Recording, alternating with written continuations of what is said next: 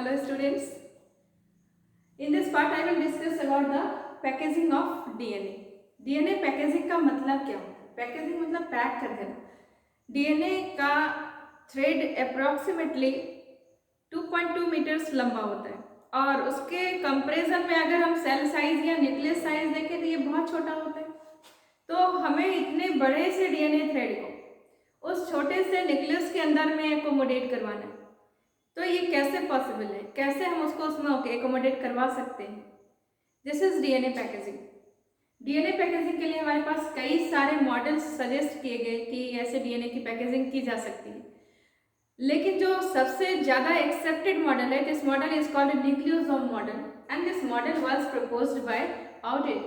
So DNA packaging को explain करने के लिए हमारे पास न्यूक्लियोसोम मॉडल है and this model was nucleosome model to explain the DNA packaging was proposed by Audit in the year 1975. Audit ने बताया कि डीएनए की पैकेजिंग न्यूक्लियस के अंदर कुछ वैसे ही होती है जैसे आप काइट के थ्रेड को वुडन ब्लॉक के चारों तरफ रैप करके एडजस्ट करते हैं. कुछ उसी प्रिंसिपल पर हमारे पास डीएनए की पैकेजिंग की जाती है. यानी डीएनए एक लॉन्ग थ्रेड है और उस लॉन्ग थ्रेड को हमें कहीं पर वैसे ही रैप कर देना है जैसे कि काइट की थ्रेड को आप वुडन ब्लॉक के चारों तरफ में रैप करते हैं. तो वो थ्रेड इतना लंबा सा होता है लेकिन एक छोटे से ब्लॉक में वो एडजस्ट हो जाता है. वैसे ही कुछ हमें डीएनए के लंबे से थ्रेड को छोटे से जगह पर कहीं पर रैप कर देना है जिसके कारण एक बड़ा सा थ्रेड छोटी सी जगह पर एडजस्ट हो जाए. So this model is nucleosome model and it states that there are some proteins which are present in nucleus and this protein helps in the packaging of DNA. These proteins are called histone proteins and are 5 in number: H1, H2A, H2B, H3 and H4. ठीक है. अब कैसे ये histone protein help करते हैं इसको हम लोग डिस्कस करेंगे अभी. So nucleosome model for the packaging of DNA states that DNA accommodates in the nucleus, accommodates or packed in the nucleus with the help of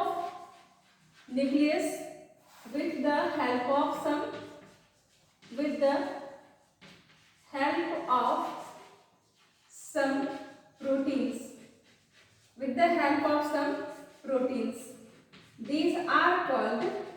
These proteins are called histone proteins.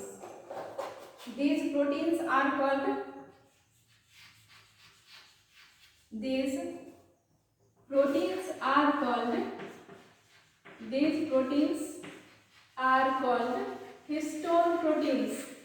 are called histone proteins.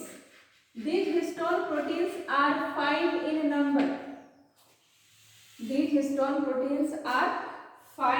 number. And these are H1, H2A, H2B, H3 and H4. H2A, H2B, H3 and H4 are 2 molecule each.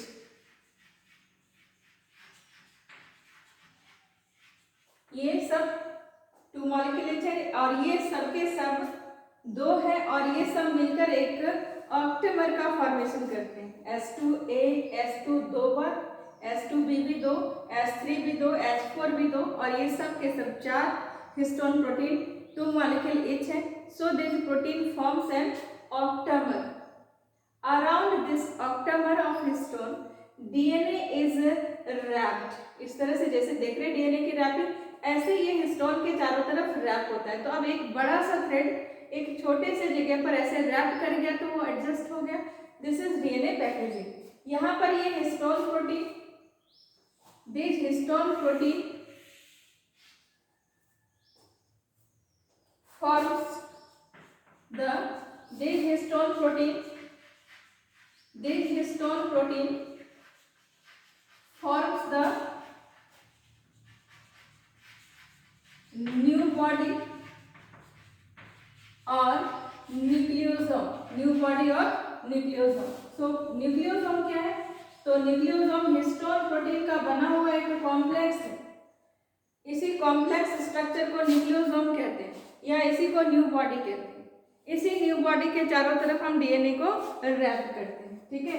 ये जो octamer है हमारे पास histone का, ये octamer या एक nucleosome हमारे पास लगभग 10 नैनोमीटर का होता है। One nucleosome is approx 10 nanometer in length and its thickness is approx 5 to 5.7 nanometer। इस एक न्यूक्लियोसोम के चारों तरफ around one nucleosome approx 1.75 ton of DNA occurs and this 1.75 ton of DNA contains approx 200 base pairs।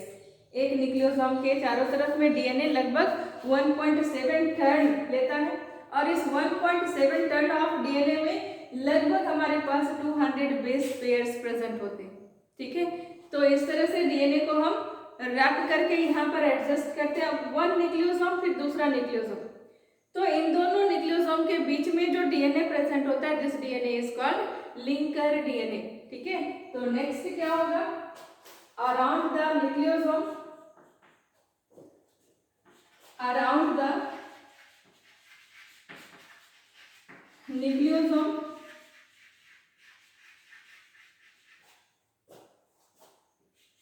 DNA forms 1.75 ton which consists of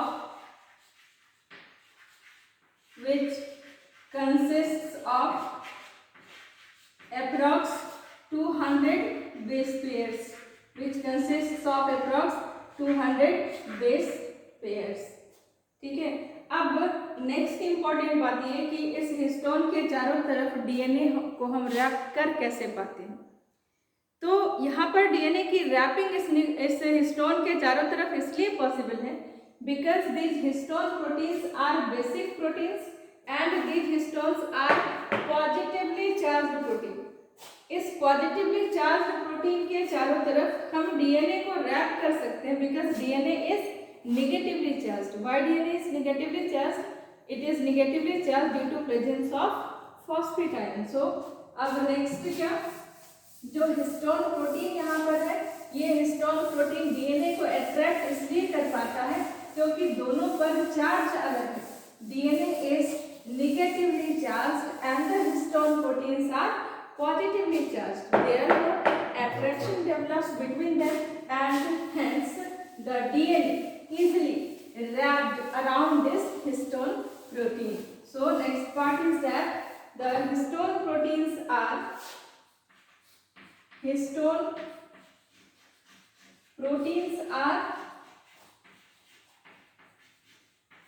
basic proteins. Histone proteins are basic proteins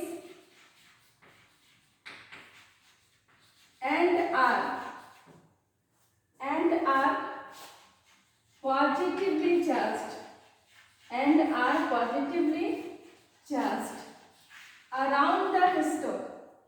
DNA easily wraps due to its charge as DNA is negative. So the positively charged histone proteins,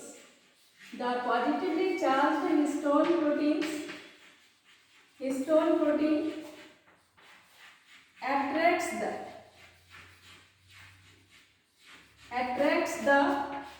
negatively charged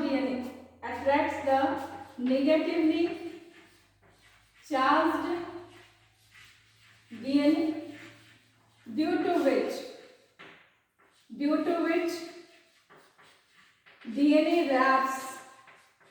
to which DNA wraps around the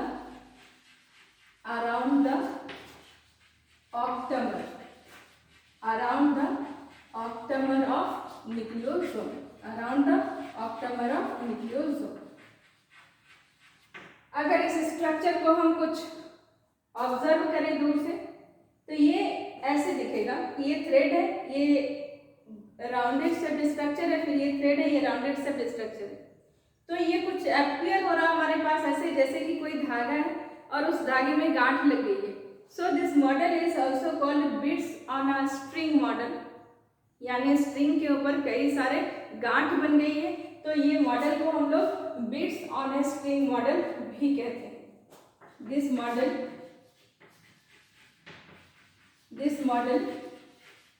is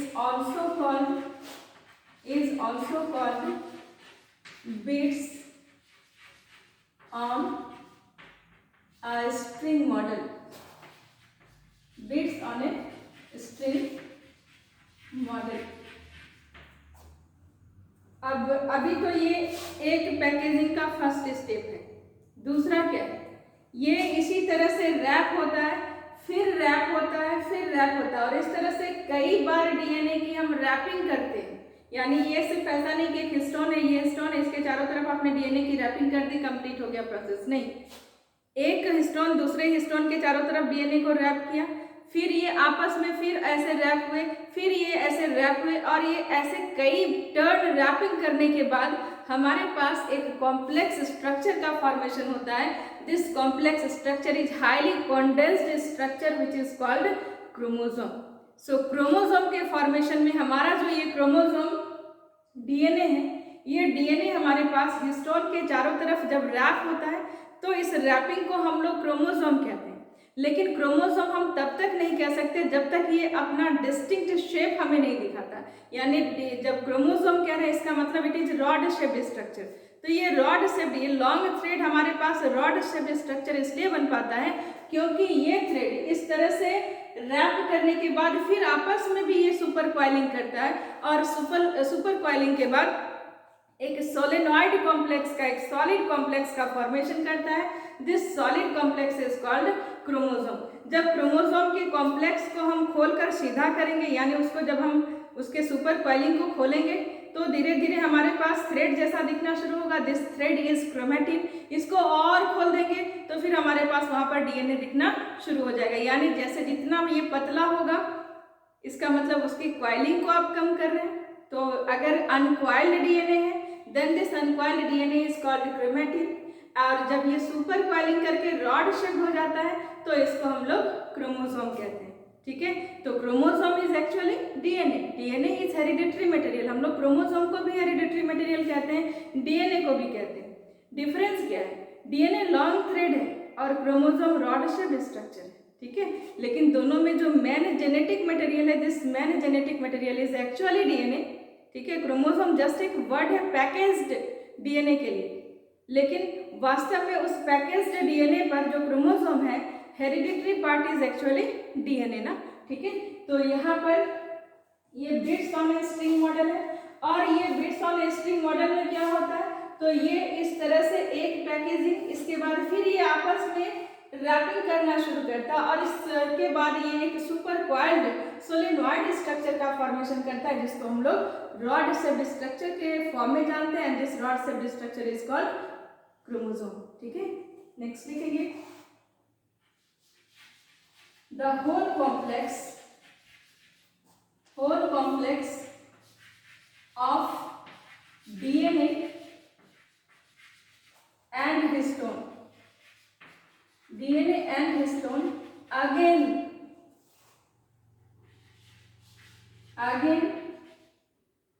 super coils, कई बार coiling करता है इसके, again super coils and forms a solenoid complex